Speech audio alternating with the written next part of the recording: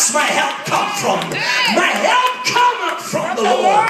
Something that I'm going to tell you this morning, people will fail you. Can I say it like this? Even the superstars will fail you. Preach, honey. So the pig run into the second house, and the wolf is chasing after them. He said, "Oh, you foolish people." One thing that you got to understand, what you define as your destination, and because of desperation, you build yourself into your destination. But God told me to tell you this morning, your destination is your limitation.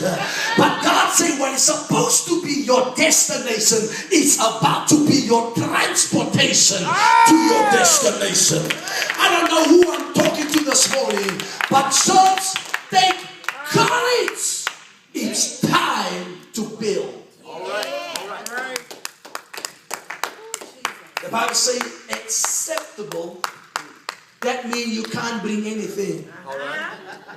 When you go to the bank, brother, and you want to get a loan, you got to meet the requirements. Well, come on, somebody on this side. Don't you agree?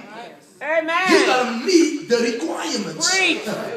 So I don't know if you came from another church and you are here the first time and you want to be maybe part of this ministry.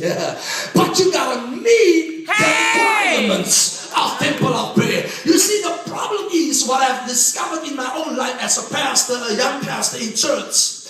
When you come from another church, you used to do the things that way there.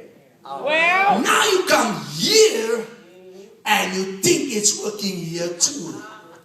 But when you work for the Bank of America and you now move into the Bank of Chase, you gotta learn the terms and conditions. You gotta be renewed in your mind.